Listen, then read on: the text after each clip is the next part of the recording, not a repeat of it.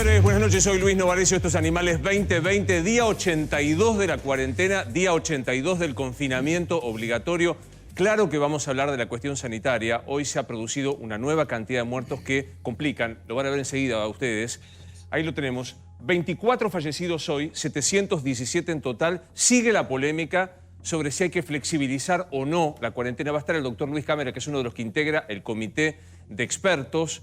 Vamos a estar hablando de la otra pandemia, que es la económica. Juan Carlos de Pablo, en Mano a Mano, para saber a dónde estamos y linkeado con el tema Vicentín, que ayer fue explicado por Máximo Montenegro, que tuvo la primicia de explicarnos que se mandaba un proyecto de expropiación. Hoy charlaremos con Nacho cómo es el borrador. Romina te va a contar la mirada judicial sobre este tema. Javier Calvo, el entretelón político que hay sobre esta cuestión. Y Paulino, atención porque el jueves va a haber una movida de los movimientos sociales muy importante. Paulino Rodríguez lo va a hacer. Hoy la recibimos. Gracias a Rosario Gallardi por estar con nosotros. Bienvenida. Y estaremos hablando, por supuesto, de la implicancia de lo que ha sido la causa de los espías. ¿Qué hay, Maxi, detrás de la expropiación? Buenas noches a todos, de la expropiación de Vicentín. Mira, hay tres temas muy complejos en este momento para el gobierno. El primero es la señal, ¿no? Se discutió mucho si se anunciaba finalmente ayer o no se anunciaba por el tema de la renegociación de la deuda. Se lo hizo intervenir a Guzmán y se decidió anunciarlo ayer. Pero hoy Alberto Fernández se preocupó mucho en decir que él era capitalista, que no había un proyecto de estatización generalizado de empresas, que este era un caso extraordinario y básicamente esto tenía que ver con una empresa que tenía una gran deuda, estaba en una situación muy delicada y que no querían, lo dijo con todas las letras, de que entre capital extranjero a precios baratos a este sector y a esta empresa en particular. ¿Por qué es tan importante para Alberto Fernández dejar en claro que esto no es el proyecto de Vallejos o el resto del kirchnerismo? Vamos por el resto de las empresas. Porque Alberto Fernández sabe que es fundamental la inversión extranjera directa en la Argentina. Si esta es la política de expropiación, no te invierte un mango nadie. Claro, sobre todo si en algún momento vos pensás en alguna recuperación de la economía y querés inversión extranjera en fierro, que inviertan a 5 a 10 años en la Argentina, no las que vienen por 10 minutos y se van con un clic de computadora, que es la inversión financiera de corto plazo. Bueno, vos tenés que dar señales.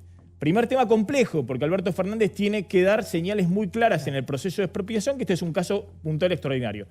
El segundo tema, complejo y complicado y hay una confusión grande en el oficialismo, es esta idea de que con Vicentín vas a controlar las divisas del comercio exterior de la Argentina. Nosotros dijimos acá que Vicentín, en el mejor de los casos, era el 10% de la comercialización de grano, de la venta y la exportación de granos en la Argentina. Pero además hay un tema muy delicado, que es lo que se está dando con las protestas en el norte de Santa Fe, que es que Vicentín va a tener que recuperar clientes, que son básicamente los productores agropecuarios. Déjame que te haga un... Pero déjame explicar esto. Déjame explicar esto. ¿Qué hace Vicentín? Vicentín le compra el grano, la soja, el trigo, el maíz al productor. Más de 2.000 productores le vendían a Vicentín. Vicentín le paga en pesos, se da vuelta, exporta al exterior, cobra en dólares y liquida las divisas, ingresa las divisas. Si los productores agropecuarios ven que está a la mano del Estado, sea a través de YPF o del gobierno, y hay un enojo grande de cómo se maneja, no le van a vender a Vicentín, le van a vender, Vicentín, Sociedad del Estado, le van a vender a Cargill, a Dreyfus, a las otras 5 que a las otras secretarías, y el gobierno no va a tener ninguna capacidad de influir en nada en el comercio exterior argentino. Pero ¿sabés qué hacía? Y abro a Nacho, a Rosario, a Romina, porque digo, el gobierno hoy, de la información que yo tengo, se mostró preocupado, porque hay manifestaciones, no es que fue una unanimidad, decir soberanía alimentaria, salvemos a 5.000 empleos y a sus respectivas familias. A mí me gustaría que, para que centremos el debate donde hay que centrarlo, pensemos en lo que ayer dijimos aquí y que hoy trajimos reflejado claramente en la Constitución Nacional. Para que esto sea dentro del Estado de Derecho, conforme a lo que dice la Constitución, tiene que pasar 3 cosas. Que haya un proyecto de ley, con una indemnización previa, y con una causa de utilidad pública, que ayer hablábamos un montón. Esto dice la Constitución Nacional. Fíjate lo que pasaba, esto pasaba en la sede, en una de las sedes de Vicentín, en mi provincia, en la provincia de Santa Fe, donde vecinos rodearon el hotel en donde estaban los delegados de la intervención. Luciano Sarich, que incluso tuvo que irse, el subinterventor. Esto pasó en Reconquista y en Avellaneda, donde nace, como bien contaba Maxi, la familia tradicional Vicentín, hace 90 años, crea la empresa, la funda allí. Hoy la movilización fue letal para las ambiciones de algún sector de acompañar el proyecto, incluso en la provincia de Santa Fe. Esto es el hotel, donde estaba Exactamente. Sarich, ¿no? Luis Contigiani, a esta hora diputado nacional, tiene dudas respecto a validar el proyecto y en principio se decía que era uno de los que iba a apoyar en el diputados. Y hay mucha aversión respecto a si Costamagna va a seguir siendo ministro de la Producción en Santa Fe a esta hora. Porque podría presentar la renuncia disconforme porque en la provincia dicen nos enteramos por los diarios. Más allá de que Perotti salió pública y rápidamente a validar la decisión Nacho, ¿vos oficial. tenés algunos datos para que discutamos y veamos por qué hace ruido del borrador de qué es la expropiación de Vicentín? Y acá lo vemos. Algo que tiene que ver con lo que planteaba Maxi, Luis, es el primer punto. Trabajan Alberto Fernández y Vilma Ibarra en los considerandos. Para el gobierno es muy importante los argumentos, explicar antes de lo que es el proyecto en sí, por qué se está tomando esta decisión. Entienden, según tal como plantea Maxi, que es muy importante explicar que no se trata de una política de expropiación generalizada, que es puntual, que responde a una situación puntual de una empresa que está atravesando una situación muy complicada y por eso están trabajando en estos momentos Vilma Ibarra, obviamente con Alberto Fernández, mano a mano. Por la info que vos tenés, ¿es la única empresa que se piensa para expropiar? Por el momento sí. Por el momento sí. Yo no tengo... Sí, vamos a contar el caso de Sancor. Nosotros anticipamos ayer que hay una empresa del mismo sector alimentario, en este caso la láctea Sancor, que está en una situación muy delicada, y tenemos el proyecto de lo que piensa hacer el gobierno con Sancor. Básicamente no quieren que entre en el manejo de Sancor el fondo de inversión BAF Capital, que es el acreedor por más de 60 millones de dólares de la compañía en este momento. ¿Quién es BAF Capital? Es un grupo de capitales locales con capitales extranjeros. No quieren, que tienen distintas inversiones en el país y que es uno de los grandes acreedores de Sancor, que tiene otras deudas también. Y el gobierno quiere bloquear que los acreedores se queden con la empresa. Sancor es una empresa cooperativa de más de 80 años.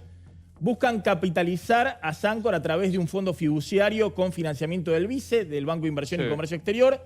Negocian con el sindicato de lácteos, y buscan un acuerdo para que el control siga siendo cooperativo. Claro. Sancor son 290 productores agropecuarios y 50 cooperativas del interior del país que tienen la propiedad de la empresa. Claro. Pero atención. Que si no le sale...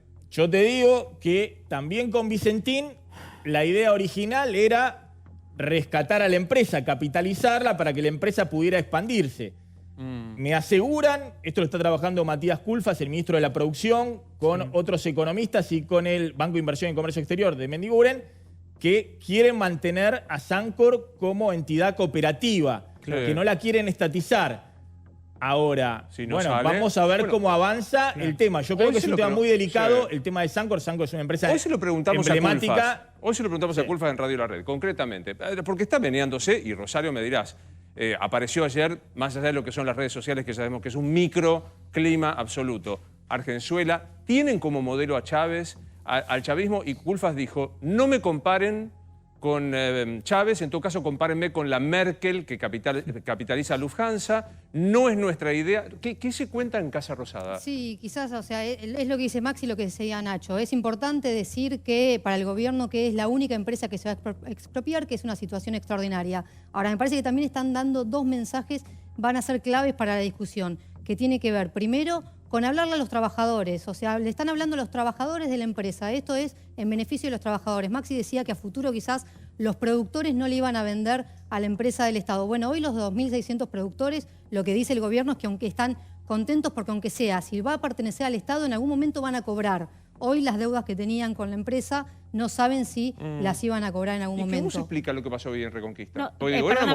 Quería sumar, si podía, algo a lo que decía Rosario recién, que es muy importante el mensaje que le da Alberto Fernández a los colaboradores para que se difunda y para que sea, me parece que es lo que empezamos a escuchar, es ¿por qué no somos Venezuela? ¿Por qué no somos Chávez? Porque Chávez expropiaba empresas prósperas. Esta es la frase, digamos, las empresas prósperas. Nosotros salimos al rescate. La diferencia entre rescatar y apropiarse una empresa para quedarte con algo que está dando justamente plata, y en este caso es el contrario. Y después, respecto de lo que decía Nacho, que es importante, pues estás viendo el borrador, van a tener que zanjar la cuestión jurídica. Hoy la oposición directamente anunció, y está la denuncia hecha, se va a sortear en el juzgado, denunciaron al presidente Alberto Fernández por abuso de autoridad. Ahí hay un dato que a mí me gustaría discutir. Porque, a ver, podemos ver la Constitución, diré, perdón que lo pido al aire, una cosa antigua que me da a mí, le digo a Rosario que es la más nueva, cada tanto me da por recordar una cosa que se llama Constitución Nacional.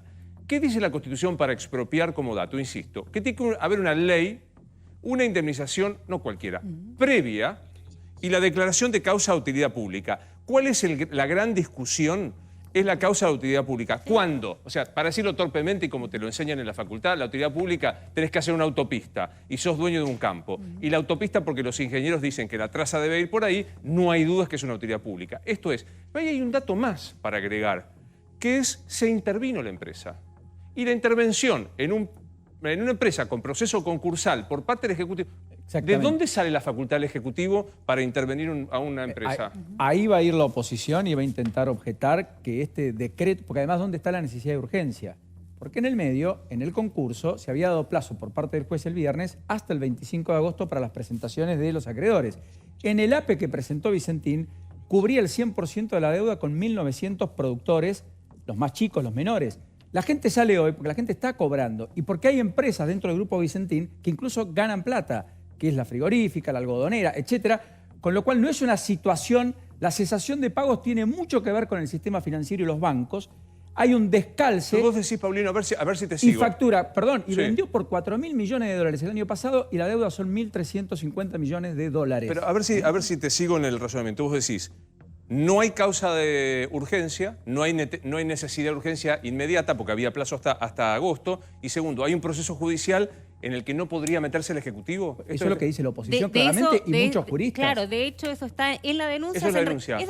Esta es la denuncia que se sortea vía mail, entonces tenés el que todas puede las intervenir cosas es un juez, Romy. Pero lo que dice, hay dos jueces que están interviniendo en las cuestiones que ustedes hablan. Uno tiene que ver con el juez del concurso, porque se meten, digamos, cuando hay un concurso. Correcto. Exactamente. Claro. Y otra es la denuncia penal, que en todo caso, si los créditos fueron dados de manera espuria, irregular o lo que fuese, tal como se consigna en la denuncia, lo va a resolver la justicia penal, no lo va a resolver el Ejecutivo metiéndose. Entonces, esto es lo que plantean ahora. ¿Cuál es el problema grande que están teniendo?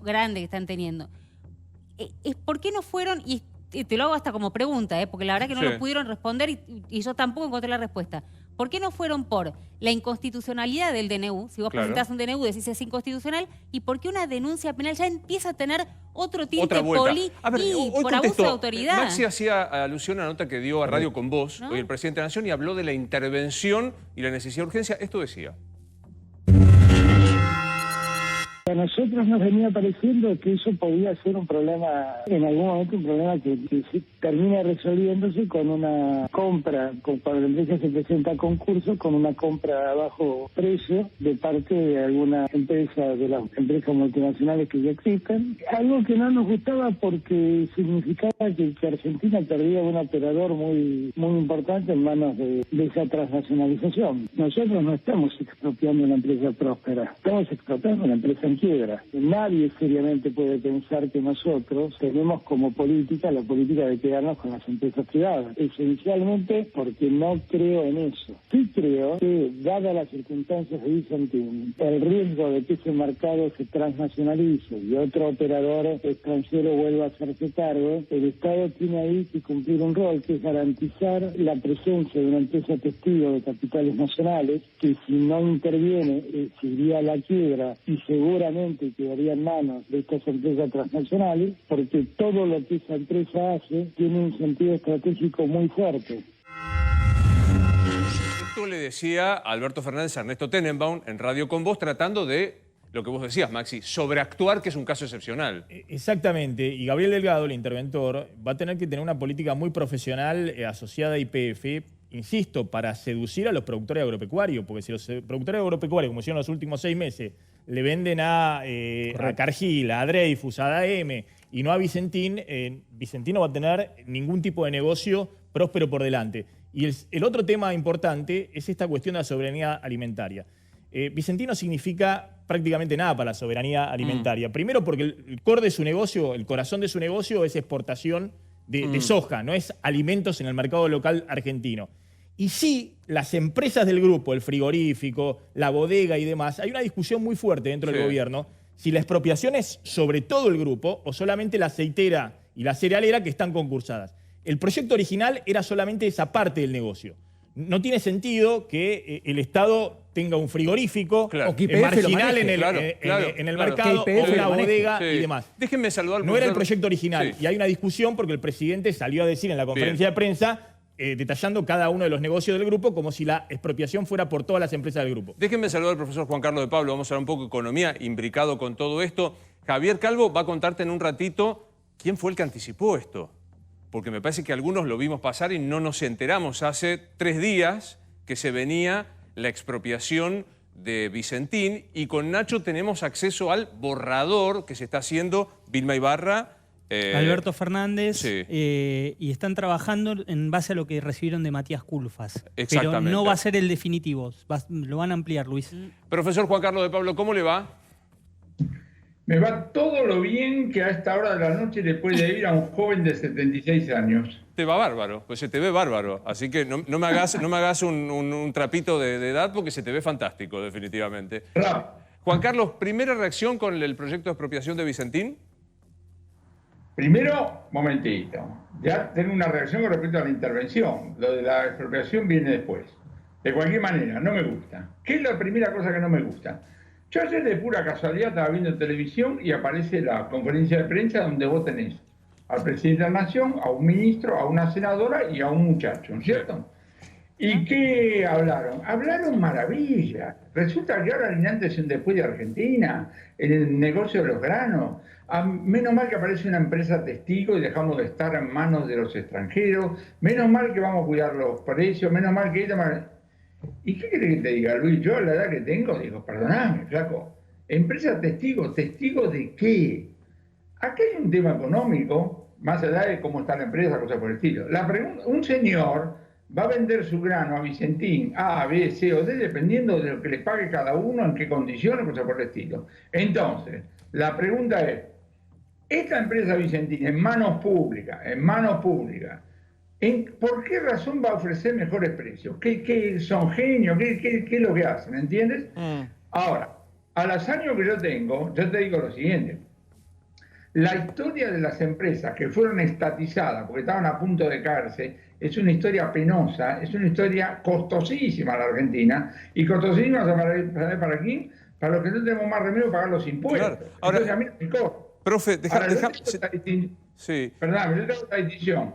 Porque vos tenés la intervención a través del DNU y después tenés la expropiación. Y ahí, bueno, los que no están de acuerdo, la oposición o cosas por el estilo, háganse ver, a ver si sale después, digamos así, la expropiación. Pero en principio, digamos así, la noticia me parece pésima.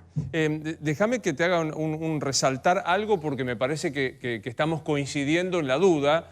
Me preocuparía si fueras vos que coincidís conmigo, que más allá del proceso legal a donde debe darse el debate, que es en el Congreso, con ley previa, con discusión de todos para saber si hay utilidad pública, vos decís, ojo con la intervención, porque ¿de dónde sale la facultad del Poder Ejecutivo para previamente, antes que nada, intervenir una empresa que es privada, que está en un proceso concursal? Ahí vos tenés un tema legal y no me voy a meter porque, digamos, no soy abogado. Pero dicen, la empresa está concursada, hay un juez, hay esto, hay el otro. Entonces vos injertás. Ahora, ¿para qué injertás? Para poner plata. Entonces empezamos para poner plata, supongo yo. No sé para qué otra cosa. Salvo que digan, el interventor sabe producir, no sé, soja, vino, no sé qué, mejor que la familia esa. La verdad que no sé, tengo, digamos, graves dudas. Pero digo, vos tenés dos cosas. Una inmediata, que es la intervención, y la otra, que es el tema, digamos, de lo que va a ser la expropiación. Pero yo desde el punto de vista estrictamente económico, no termino de entender cuál es, digamos así, la lógica. Si vos me decís, si a mí me da lo mismo, si una empresa está en manos de capital nacional o extranjero, yo te digo nacional. Y te voy a explicar por qué. Desde el punto de vista de la toma de decisiones, desde el punto de vista esto no es ideología, desde el punto de vista de la toma de decisiones, un tipo que vive acá cuida las decisiones de una manera distinta de un señor que está respondiendo a otro ejecutivo de una multinacional y que de repente, para salvar la casa matriz, agarra y dice, me transferí digamos así, las ganancias, cosas por el estilo. ¿Entiendes?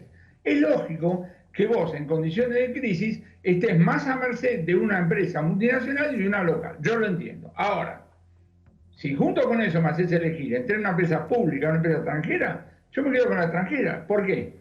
Porque la empresa pública, que aparentemente cuida los beneficios, son todos angelitos, pero en la práctica en Argentina, termina siendo una cosa pesada, digamos, al servicio de nada y quizás, en todo caso, de los empleados. Claro. Cualquiera que nos está escuchando, que tiene algunos añitos, recordará lo que era tratar de conseguir un teléfono en la Argentina en la década del 80. Sí, claro, obvio.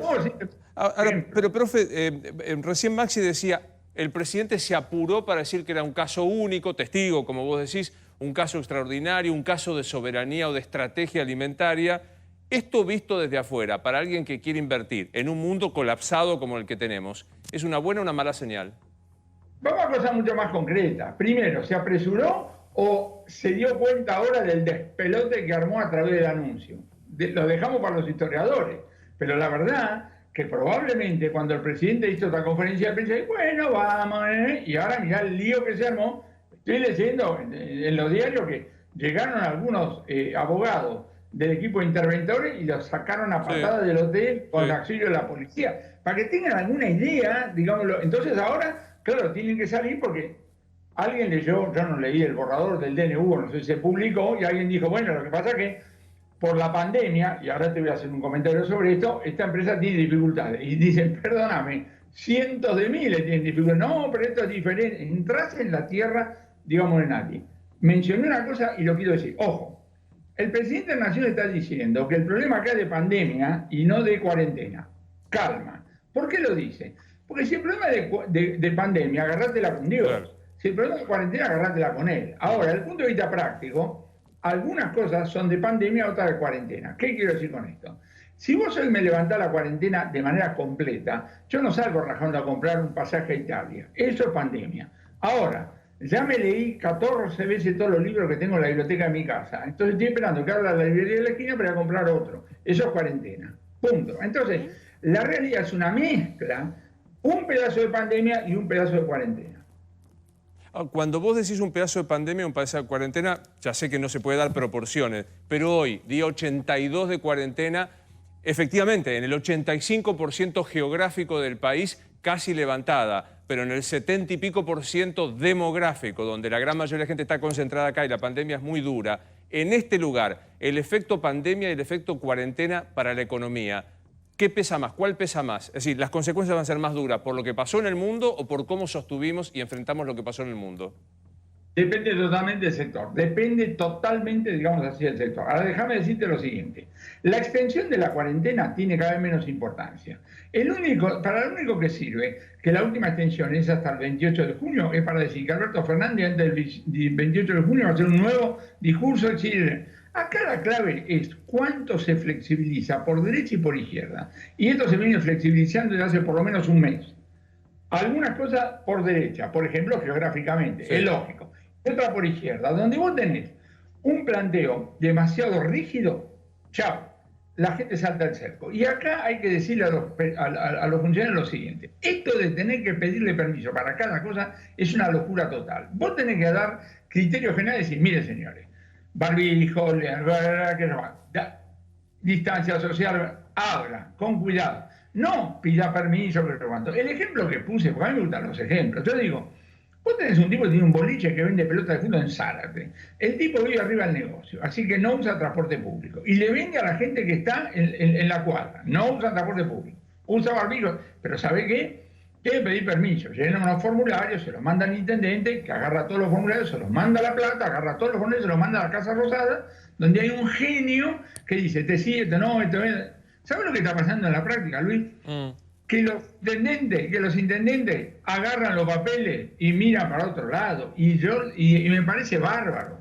Porque esto de que el timing de una crisis lo manejan los funcionarios con decreto y decisión administrativa es creer los Reyes Magos. A veces uno con el tema de la pandemia, con el miedo, con el susto, estuvo enfocado esencialmente en esto y está bien que así sea. Pero cada vez aflora más, y uno ve encuestas, si es que importaran las encuestas, que la cuestión económica está pesando tanto en la preocupación del ciudadano de a pie como la cuestión de la salud. ¿Cuánto de pesimista, de neutral o de optimista sos respecto de la economía, de lo que viene cuando salgamos de esta cuarentena? Estoy entre los optimistas, te voy a explicar por qué. Pero no hay un día sí, un día no. No es cuarentena sí, cuarentena no. Hay sectores que ya están muy flexibilizados, otros no empezaron, etcétera, etcétera. Así que acuérdense, muy importante, el post-coronavirus no me calienta mucho porque depende mucho del durante coronavirus, pero voy a responder a lo tuyo. Acá hay dos alternativas, y yo te voy a decir por cuál opto en base a mirarme al espejo por un lado y la lectura de la historia. Hay tipos que dicen, a medida que esto se va liberando, el ser humano tiene un motorcito adentro, vamos a salir a hacer cosas, unas cosas más, como te digo, pasaje para demorar más, libro mejor, o chomba, lo que sea. Hay otro tipo que dice, no, mira, esto nos ha pegado tan mal desde el punto de vista psicológico, vamos a estar planchados 20 años. Yo estoy entre los optimistas, pero eso me lo dice, que me miro al espejo, te lo dice Guillermo Oliveto, que es un experto en consumo, lee las cosas que está, digamos así, que te lo dice la historia dice que el ser humano en cuanto puede se rearma y hace. Por supuesto que hay gente que tiene menos plata que antes, yo entiendo, digamos, millones de cosas, pero esto, de que ahora vamos a estar 10 años muertos, no es, yo no tomo decisiones en base a eso y yo a ningún cliente le digo que toma decisiones en base a eso. Profe, un placer siempre. Espero verte pronto por acá físicamente. Que les vaya muy bien a todos. Chao. Gracias, hasta luego. Bueno, lo que está planteando Juan Carlos de Pablo es un poco el día después.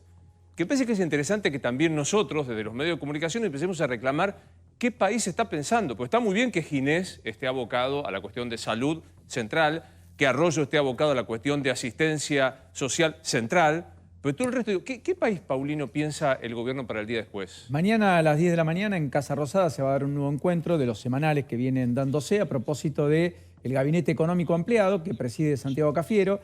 Estas van a ser las figuras que van a estar, como ves, casi gabinete en pleno. Está Culfas, Moroni, Pese, presidente del Banco Central, Raberta desde ANSES, Guzmán, en la semana clave de Guzmán, por otra parte, Gustavo Vélez, factotum en su alrededor del poder cercano y del relacionamiento con los organismos multilaterales de crédito por parte de Alberto Fernández, Marcó del Pont, que en algún momento hubo severas sospechas respecto a algunos cambios en el área legales de la AFIP, finalmente parece que hicieron que Marcó del Pont se quede, y Cecilia Todesca. Lo cierto es que van a pensar en 3 esquemas básicos, por lo que al menos se pudo saber. Los Primero, proyectos a los que van.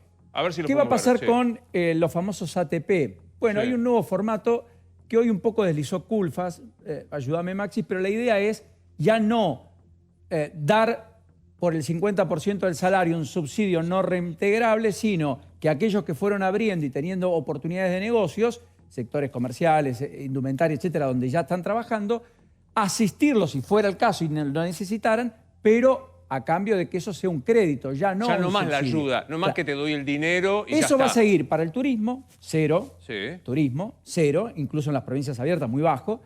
Deportes y espectáculos, cultura, donde vos no tenés teatros abiertos, cines, restaurantes, digamos, ¿está bien? Bueno, así que eso es un poco el primer esquema.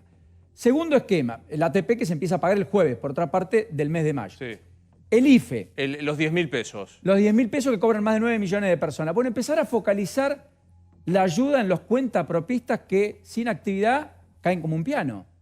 Pero, o sea, se van a achicar, o sea, la ayuda se achica en el ATP, corregime si te digo mal, en el ATP, en vez de darte el dinero, va a ser solo un crédito que tenés que devolver. Salvo los sectores que están en cero. Está claro. Correcto. En el IFE, achicar y dejando todavía fuera un sector. Más que achicar, redireccionar parte. Los que están cobrando lo van a seguir cobrando, pero se dieron cuenta que hay muchos sectores que no pueden subsistir. En el ámbito de la... Monotributo. Sí, monotributo Claro. D, categoría D, por ¿Monotributo ejemplo. D qué hace? Un plomero, que es un cuentapropista que por ahí tiene alguien que trabaja con él.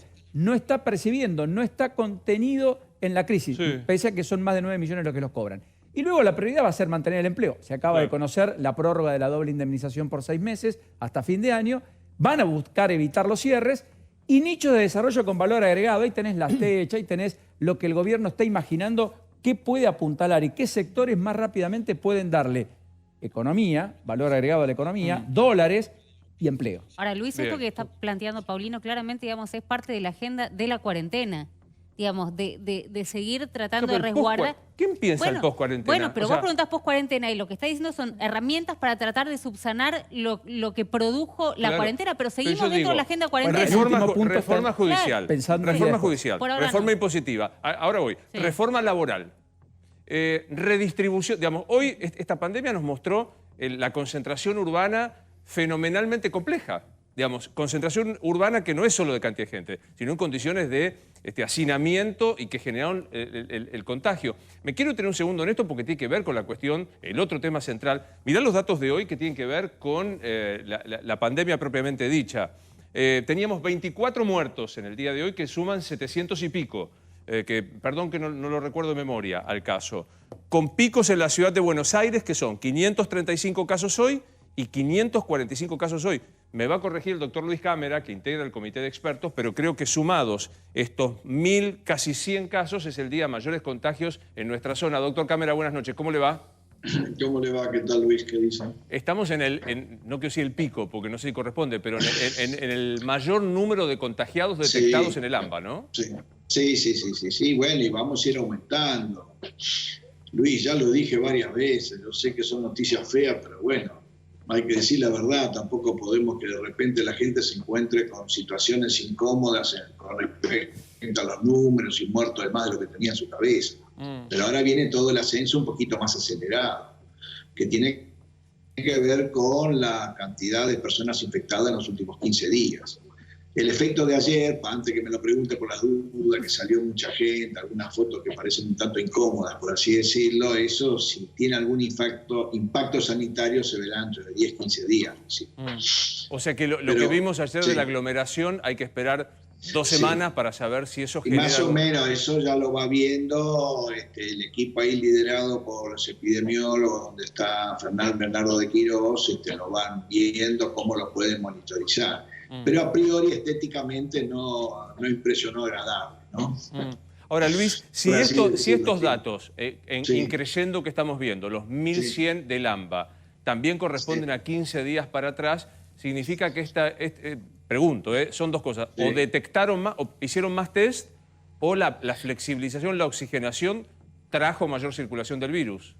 Sí, bueno, ya hay más circulación real. Yo una vez creo que es una cuestión de testeo, es circulación viral, concreta. Eso, bueno, ya se ha visto que se está derramando lo que ocurrió con los datos que se fueron recolectando en el mes de mayo de tanto grado de infección en los barrios vulnerables. Eso está derramando en poca cantidad, pero está derramando, y ese es el punto, en el resto de los barrios. Lo mismo va a pasar en conurbano con probablemente un atraso.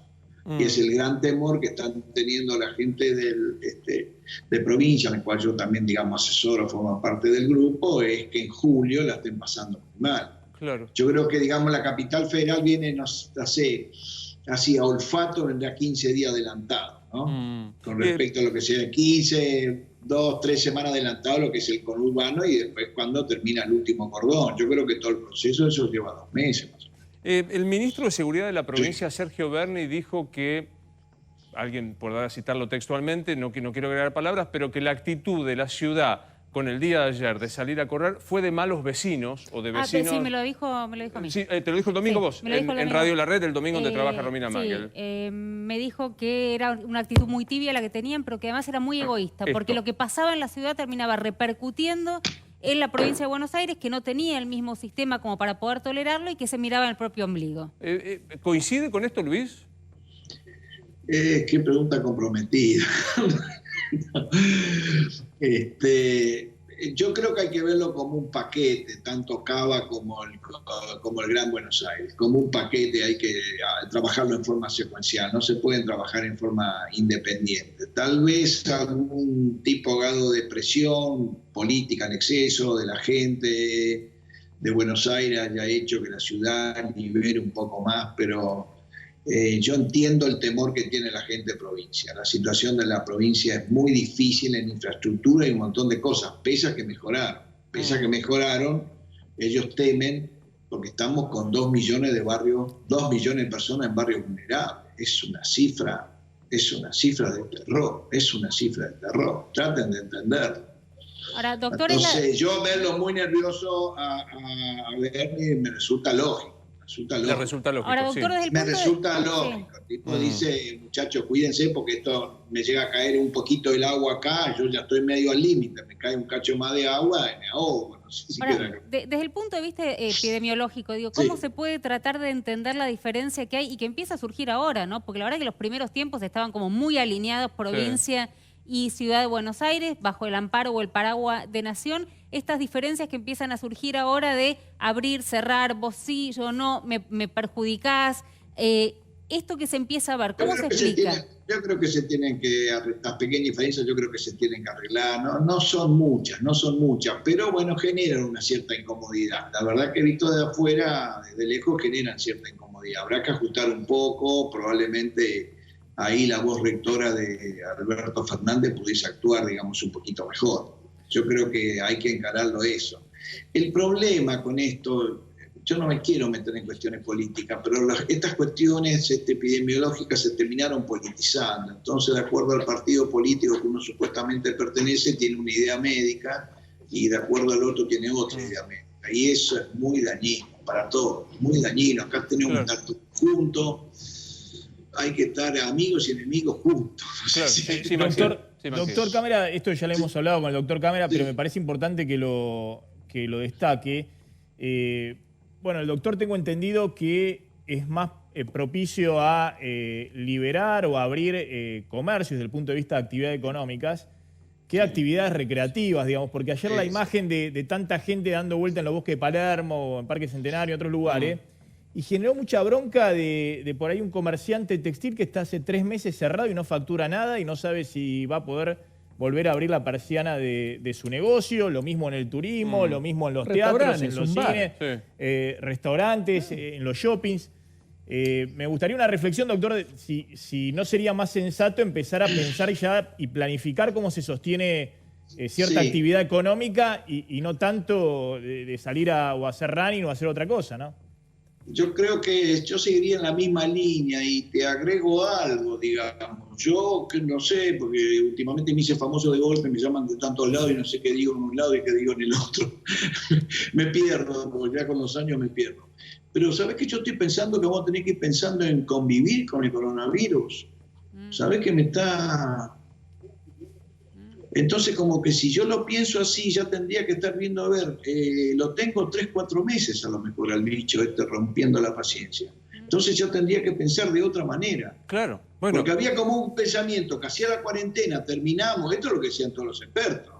Yo acompañaba en el tema y parecía que hacía la cuarentena, el virus terminaba de explotar y se iba, no termina de explotar y no se va. Entonces hay que hacer una nueva estrategia. A lo mejor me parece que va a haber que apelar más a la responsabilidad individual de saber cuáles son los riesgos y no esperar que el Estado me diga si el documento par puede moverse a la derecha, el documento par a la izquierda, porque primero suena bastante complicadito, por decirlo, y segundo, de imposible cumplimiento. Hoy me decía Nacho, casi cierran un barrio en el Tigre. Sí, en realidad tuvieron que trasladar a 36 vecinos que les fueron a hacer el hisopado a los barrios vulnerables, como está empezando a hacer la provincia de Buenos Aires, que tanto reclamábamos. Bueno, lo están haciendo, detectaron 36 casos y lo trasladan a un centro de atención preparada para pacientes leves. No tienen síntomas, no tienen grandes dificultades para ser trasladados, los llevan a un barrio para que a un centro especial para que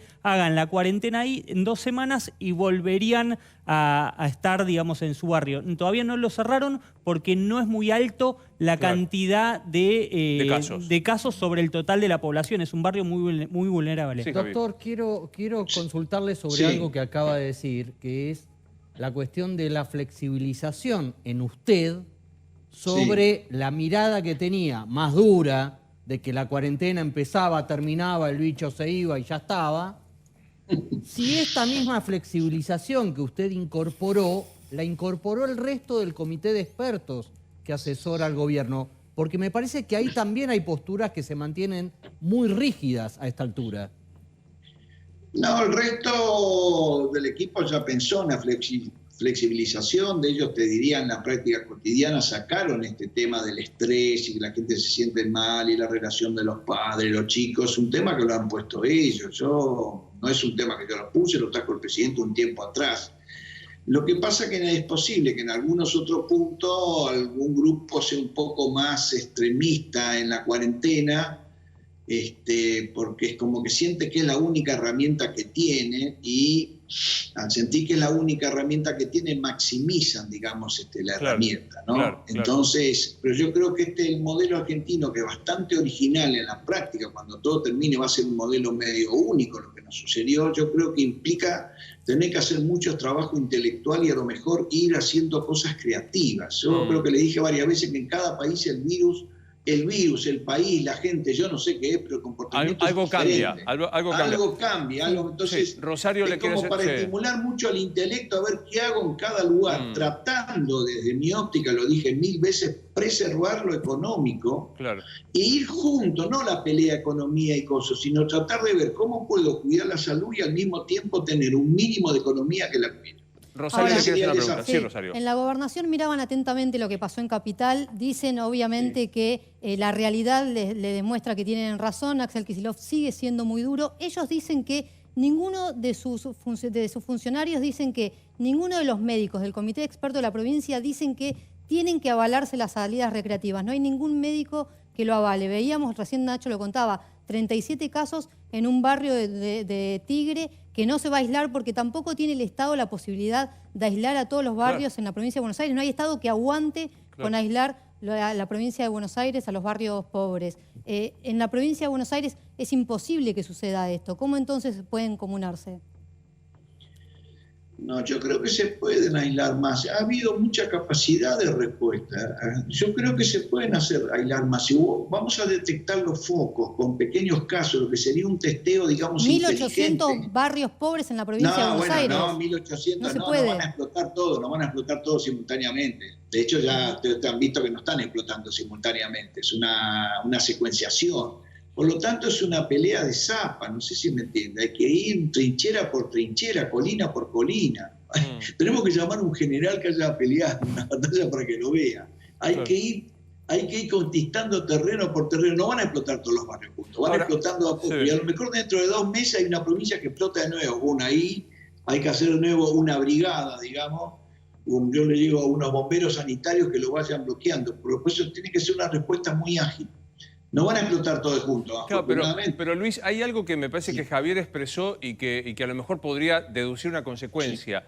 Como no se sabe qué pasa con el virus de verdad, desde el minuto cero, me parece que es lo único que se ha mantenido a lo largo de estos 82 días. No sabemos, antes, ante la incertidumbre, se actuaba con total restricción. O sea, ante la duda, ni siquiera... Ahora estamos pasando a otro sector, que es ante la duda... tendamos, porque pasaron 82 días, a mayores flexibilizaciones, a confiar más en la gente, a mayores aperturas. Me parece que este es el cambio, ¿no? Ese es el cambio, pero hay que ser muy cuidadoso y por eso yo, dentro de ese cuidado, le vuelvo a decir, creo que priorizaría, sigo la misma secuencia de pensamiento. Primero, cuáles son las actividades esenciales, que digamos, si no tengo un camionero que me lleve la mercadería, me muero de hambre, una cosa así, y después las actividades comerciales, y después viene el resto. Yo creo que actividades comerciales con mucho cuidado no pueden ser contagiosas. Lo que son contagiosos es cuando nos encontramos con los amigos, eso es altamente contagioso. Los barrios que están con todos los problemas, altamente contagioso, y eso es una conducta, que no sé a quién se lo dije, pero traten de entender una cosa, es una conducta que tenemos que es genética. Nosotros somos mamíferos, ¿está bien? Dentro de los mamíferos, somos mamíferos gregarios, no vivimos solos, vivimos en manada. Tenemos conducta de manada. Esa conducta de manada hace que cuando yo me encuentre con un congénere, lo quiero saludar, lo quiero abrazar. Si usted ve una documental del África, los monos se saludan y se abrazan. Los lobos se hacen contacto con la cara, los leones se toquetean y se lambetean. Es una cosa de mamífero. Esa conducta es muy difícil romperla de un día para el otro. Por eso las fiestas y todo eso son complicados. Muy complicados con el caso. Está claro, doctor, que el hombre es un animal social por excelencia. Hay 2 cosas que son muy cuestionadas hoy en la provincia de Buenos Aires y que están empezando a suceder y que son muy complejas. La primera es 21 días sin casos para llegar a la fase 5. Si eso es razonable o no. Y tuvimos el primer caso en Formosa, por ejemplo, provincia que durante 80 días no tuvo ningún caso. ¿Qué pasa si hay un caso? ¿Se cierra todo? 1, 2. En ese contexto está pasando que tenemos situaciones ya cada vez más complejas del personal de la salud afectado que muchas veces se traslada de ciudad a ciudad para asistir y porque trabaja en distintos nosocomios y ya hay problemas interjurisdiccionales y empieza a estar afectado el personal médico. ¿Cree que hay algo para revisar tanto en lo uno como en lo otro? No, yo creo que los protocolos están bien. Lo que pasa que, a ver, tratemos de entender que el virus también juega, el virus también juega. O sea, podemos hacer cosas para controlarlo, pero te gambetea, es como Messi, no es tan fácil controlarlo. Entonces hay que tener cierto grado de tolerancia. Una vez que aparece se bloquea, pero a veces no es tan fácil frenar el fenómeno que aparezca. Claro.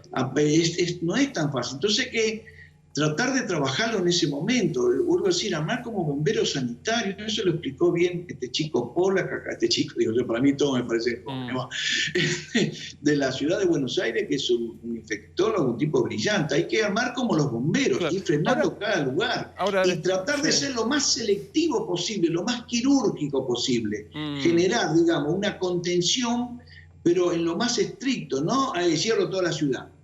No, mejor cierro estos 2 barrios donde pudo haber contacto. Claro. Y ahora, el resto lo dejo. Le hago una pregunta. No sé si usted o mis compañeros lo tenemos a hoy, que era un dato que había que tener en cuenta. No solo la tragedia de los fallecidos, el dato de los infectados, hoy estamos hablando de 1.100 en el AMBA, que es la utilización de camas de terapia intensiva que estamos teniendo. No sé si alguno lo tiene aquí a la mano. Goyan dijo en la Cámara de Diputados en la provincia ayer que el 41% de las camas de terapia intensiva en la provincia de Buenos Aires estaban ocupadas. Doctor, no sé si es la misma información. Pero por coronavirus sigue en un nivel abajo de 260 camas en todo el país por coronavirus, que es más o menos el 3% del total de camas. Por coronavirus. Porque puede haber gente en terapia por otras circunstancias, ¿no? Claro. Pero digo, estamos sosteniendo, por efecto de la cuarentena, por efecto del distanciamiento social, un nivel muy bajo de ocupación. Sí, un nivel predecible bajo. Estamos teniendo suerte o efecto al mismo tiempo que los virus normalmente a esta altura nos generan un lío tremendo, los virus respiratorios. Recuerden, no sé si lo dijo o no, que la peor semana va a ser la semana 25 y 26, 25 la última semana de junio y la primera semana de julio para los virus comunes.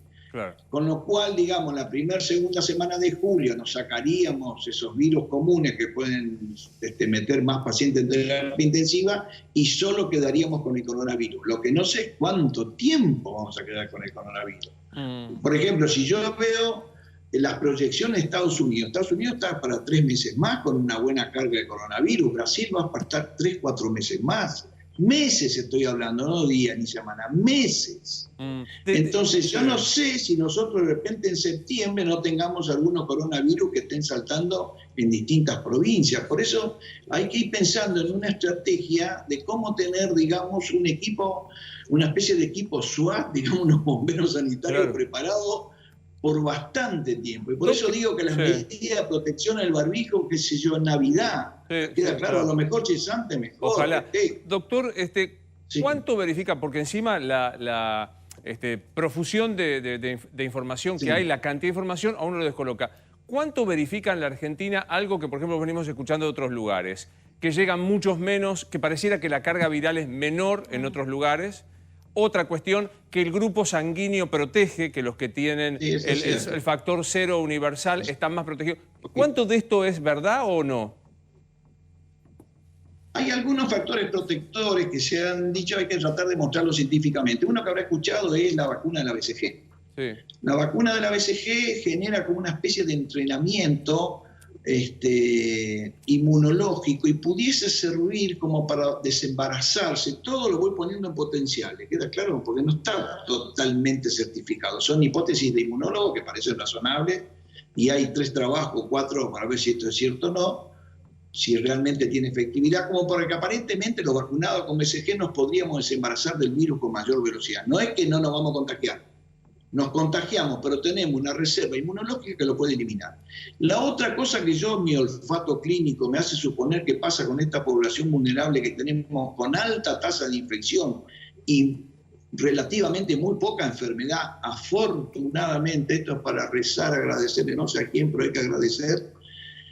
Me parece que como ellos deben estar muy contaminados con coronavirus que suelen dar rinitis, el coronavirus es un virus que también está en todos lados, sobre todo está en los animales. frecuentemente nos puede dar rinitis. Es posible, porque hay trabajos científicos que genere como una inmunidad cruzada, digamos. De alguna manera tengo alguna predisposición a defenderme con mayor ventaja frente a esos virus. Eso pudiese, también podría, qué sé yo, explicar la poca gravedad proporcionalmente que hay, que no es solamente porque son jóvenes. Debe haber algo más. Ojalá eso sea así, porque eso nos estaría salvando bastante. Estamos hablando de barrios que tienen 40% de población infectada. Cuando en los países, ¿ustedes saben cuántos se infectaron en Alemania? Por ejemplo, por eso fallecieron poco, menos del 1% se infectó en Alemania. Menos del 1%, por eso tiene esos números bajos. No sé por qué se infectaron poco, pero se infectaron mucho. Aquella historia de Angela Merkel de que entre el 60 y el 70% de los alemanes iba a tener coronavirus. Fracasó. Yo suelo decir, en el cual me incluyo, que el coronavirus trituró a todos los expertos. Nos trituró. Ahora, doctor, quería preguntar... Todo lo que se venía diciendo, nada terminó siendo real. Quería preguntarle si sabe algo sobre el tema de la inmunidad que da, digamos, el coronavirus y sobre este test, que no es el hisopado, sino el otro que detecta claro, usted ya tuvo la enfermedad, tiene anticuerpos, bueno vale la pena, digo, no lo están cubriendo en este momento las prepagas y las obras sociales, pero digamos, ¿vale la pena hacérselo? ¿Tiene algún sentido? ¿Inmuniza sobre algo? ¿Uno tiene la fantasía? Yo me lo hice hoy. Bueno, sí, pero no... no me dio el resultado todavía. No tiene sentido que usted se lo haga en la práctica cotidiana, a lo mejor para un estudio epidemiológico sí. Sí tiene sentido, que lo estamos haciendo, de hecho un amigo mío en este momento va a ser donante, que sí es importante, porque también en aspectos de terapéutica, nosotros como Sociedad de Médicos Clínicos, el Foro Nacional, tenemos estrategias terapéuticas que no son las que recomienda estrictamente la Organización Mundial de la Salud. Tenemos estrategias propias. Claro, pero es una fantasía pensar si me lo hago. Me da que tuve los anticuerpos, efectivamente, estoy inmunizada, salgo y listo. Se supone que usted no se infectaría nuevamente. Se supone. Se supone. Eso es algo que se pensó en algunas empresas en algún momento. Claro. Por eso como testeaban idea, masivamente. Exactamente, y no solamente en la Argentina, sino en el mundo. Claro. La idea de que las empresas paguen ese test para ver si tenían parte de su personal inmunizado y podían volver a trabajar. Ahora, doctor, hay algo que no quedó... Eso puede servir a nivel epidemiológico. Estamos en este momento en todo el mundo en la enfermedad activa. De hecho, a nivel mundial, en el último mes fue el peor mes. Claro. Fue el peor mes. Luis, dos veces en el programa me tiene que interrumpir y decir, déjeme terminar porque si no me siento mal si eso no pasa. Doctor, no me quedó claro si es correcto el informe que hoy aparece publicado en algunos portales, que el tener 0 positivo de sangre es ventajoso para no contraer la enfermedad.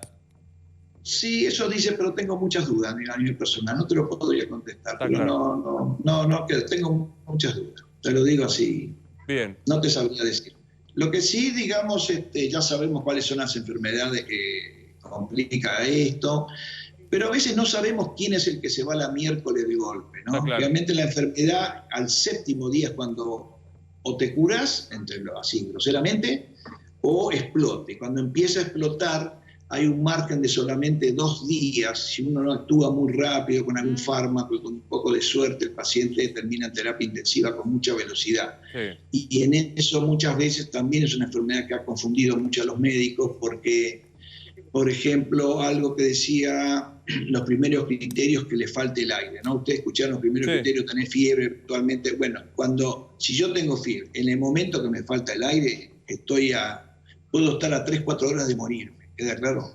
O sea, esos primeros diagnósticos que vino muy desde afuera, desde China, nos generaron mucha confusión, sobre todo en Europa, porque eran síntomas muy tardíos de la enfermedad. Sí, Nacho. Doctor, usted dijo algo que me resultó muy interesante respecto a la decisión se tomaba y yo acompañaba, y eso me generó dudas respecto al funcionamiento del equipo de asesores del presidente. ¿Cómo funciona en la práctica? Todos opinan y votan. Todos opinamos y en un momento dado ¿Y votan? Hay cosas que sí, la mayoría sale solo. O es dominado por algunos 2 o 3 médicos nomás. No. ¿Se vota? Sí, No es una... A ver, es una discusión, se va tocando tema por tema y la mayoría es un consenso. Claro. No suele haber... No hay un disenso que obliga a dirimir por una votación. De repente si alguien dice que no, un tema se discute poco más y un poco menos, pero en general sale por consenso. Tal vez el único punto donde yo sí hubiese marcado diferencias con ellos es con la cosa recreativa, que en eso sí yo no acordaba. No acuerdo en este momento, a mí me encanta la recreación, no veo la hora de ir al bar que está enfrente de mi casa y pues tomo un café, pero bueno, hay que adaptarse. Total. El coronavirus está todo pata para arriba, ¿no? Doc, como siempre un placer, seguramente lo volveremos a molestar. Bueno, pero no muy seguido ya, porque ya se me acabó todo el stock de ideas originales y no pude dar con mi libretista. No importa, en cualquier caso le tenemos siempre fe y agradecimiento porque es muy gráfico a la hora de explicar, así que gracias, doctor Cámara, como siempre. Bueno, hasta luego. Hasta luego, el doctor Luis Cámara, que integra, junto con el resto de los especialistas, el equipo de expertos. Hay un último momento, Romina, ¿de qué se trata? Sí, espantoso momento, te diría, y enorme tensión dentro de Juntos por el Cambio. Muchísimo enojo como hasta ahora no se había visto. Esto tiene que ver con la causa de espionaje que tiene el juez Federico Villena en Lomas de Zamora. ¿Quiénes están recontraenojados? No quieren atender ni a Mauricio Macri ni a ninguno de los emisarios que Mauricio Macri habló para tratar de suavizar las cosas. Cristian Ritondo, María Eugenia Vidal, Diego Santilli. ¿No lo atienden a Macri? No.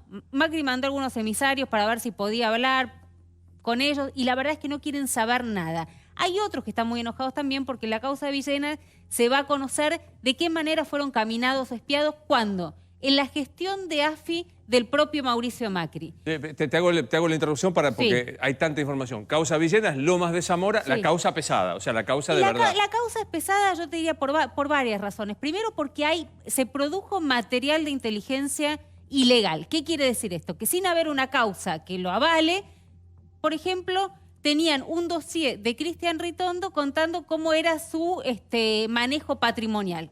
¿Cuál era la situación patrimonial de Ritondo? Ritondo, Diego Fuentes cercanas a Ritondo, ¿qué te dice? Me lo hubiese preguntado Macri arriba o el que hubiese tenido alguna duda al respecto de mi situación patrimonial, más allá de que eran cuestiones que podían acceder. Pero además se produjo caso María Eugenia Vidal, fotos, caso Diego Santilli, fotos, y además mal. Pepe, yo parezco un repetidor dale.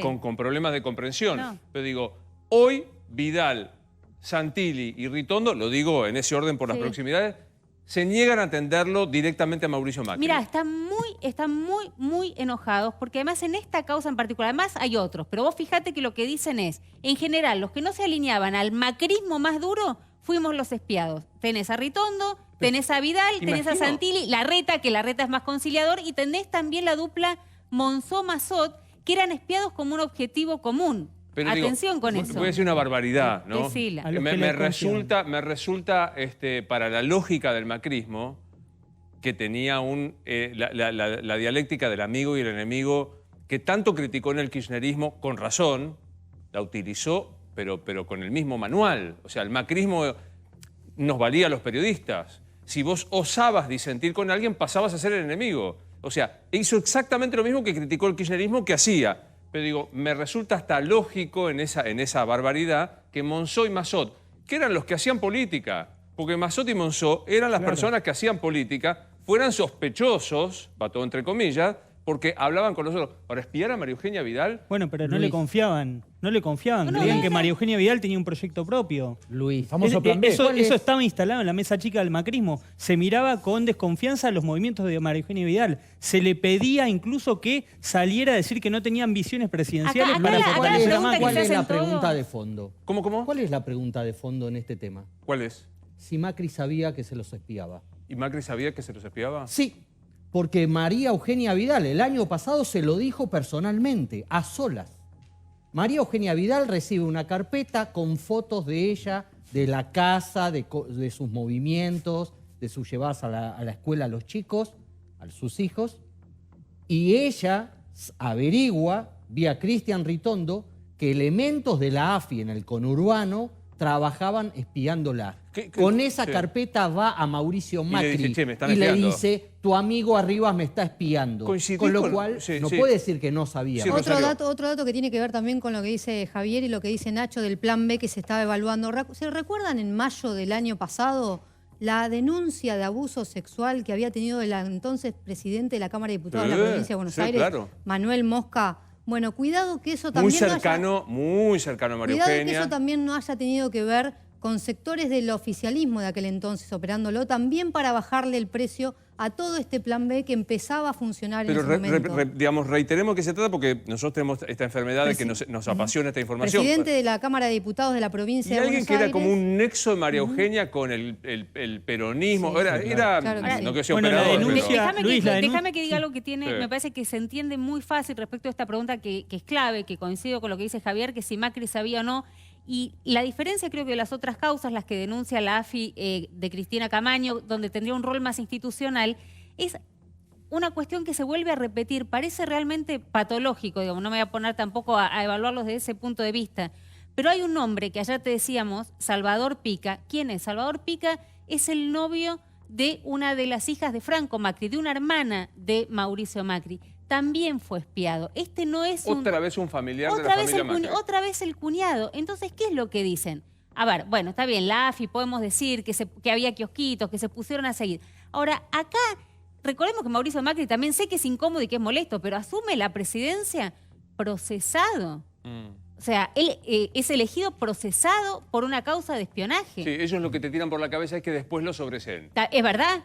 Absolutamente. Con Macri en la presidencia. Con Macri en la presidencia ya. Claro, o sea, lo que pasa es que ahí hay un nivel de duda, porque vos decís, yo te proceso en el gobierno opositor y te genera duda, y te sobreseo en tu propio gobierno y te vuelve a generar duda. Alguna vez sentémonos a hablar del tema de la justicia. Sí. Digamos, un tema que yo tengo, qué pena que no tengo la foto de hoy de la actividad, pero farragosa de la Corte Suprema de Justicia a la altura de la vocalía del doctor Rosenkrantz.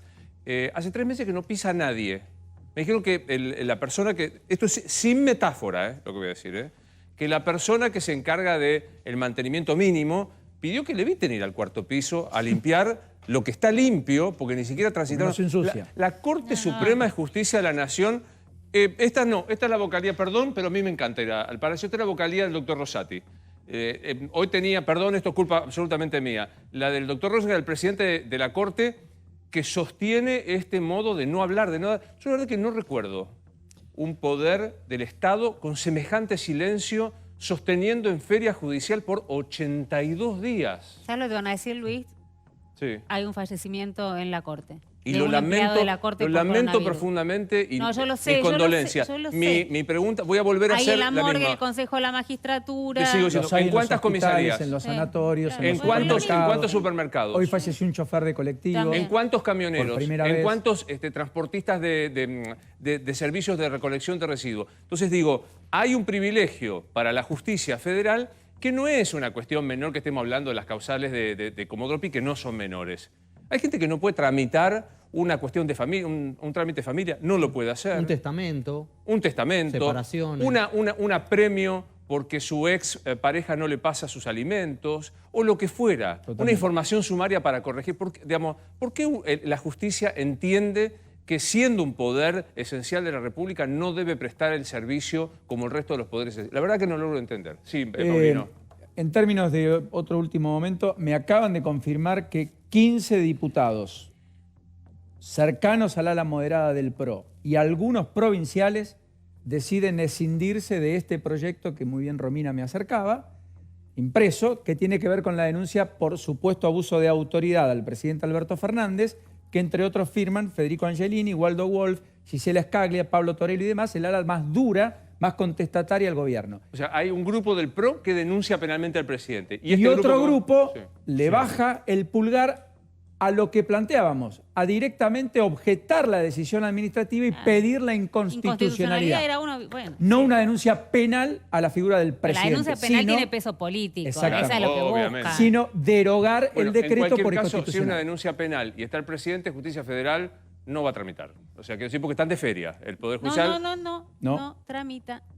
Acaba de llegar hoy. ¿Pero esta tramita? Acaba de llegar hoy, hace un ratito, perdón, para terminar de cerrar con lo que arrancábamos. El 13 de febrero el fiscal Gerardo Policita había pedido justamente al Banco Nación que le diera todo el material vinculado al préstamo a Vicentín. Llegó hace, creo que 1 hora y media, 73 archivos que tienen que bajar, los van a terminar de descargar a la madrugada para empezar a evaluar el tema de las irregularidades. O sea, la Fiscalía de Policita junto con Ercolini en el caso Vicentín están trabajando. Y estaban esperando de febrero que AFIP y Nación les mandaran el material. Febrero, marzo, abril, mayo. Vos ahora, como DOPI, vas a tener que todas las denuncias que van sobre Alberto o no las van a tratar o las van a desechar. Y van a resurgir todas las que van contra Macri. Atento porque el jueves, lo anticipás, Paulino, ahora lo vamos a ver, el jueves va a haber una movida en las calles, de los movimientos sociales. Atentos con este tema. Pequeña pausa y te contamos, atentos, porque el jueves va a haber una movida muy importante. Jueves, Paulino. En 21 provincias va a haber una protesta de distintos sectores de izquierda, va a estar el Polo Obrero, pero allí van a estar también el bloque piquetero y otros sectores. 10 de la mañana, la principal aglutinación va a ser en el Obelisco, pero insisto, con réplicas en 21 provincias argentinas. ¿Qué es lo que dicen? Bueno, que la cuarentena no se está pudiendo transitar, que no hay plata, que no hay kits sanitarios, que no están siendo asistidos como corresponde. Necesitan los sectores más vulnerables que la ayuda del Estado, que no siempre llega en tiempo y forma, llegue de manera más fluida. De eso se quejan. Veremos cómo termina. Ojo con esto, Ojo con lo que empieza el jueves, realmente. Sí, señor. Rosario, y va por la base. Algo de la provincia de Buenos Aires. Así es. Mañana hay una conferencia de prensa del gobernador bonaerense Axel Kicillof con el ministro de Salud que van a anunciar una ayuda financiera a las clínicas privadas de la provincia de Buenos Aires. Las clínicas privadas que venimos escuchando la crisis que están pasando con esta cuarentena. Mañana va a haber un auxilio financiero a estas clínicas privadas en la provincia. Bien. Y para Nacho Ortelli, porque hay muchos integrantes del personal de la sanidad que están reclamando la compensación económica que se iba a dar. Sí, 430.000 médicos que no recibieron ninguna de las 4 cuotas de 5.000 pesos que prometió el gobierno. Ninguno de los 2 pagos que ya tendrían que haber cobrado se le acreditaron. Entienden el gobierno que lo van a poder resolver en estos días. Lo vienen prometiendo hace varias semanas, todavía no se cumplió. ¿La pasaste bien, Rosario? Bárbaro. La próxima que vengas no va a ser así. Sabés lo que es solo por la primera vez. Okay. Señores, muchas gracias. Soy Luis Novarecio, esto es Animales 2020. Nos vemos mañana.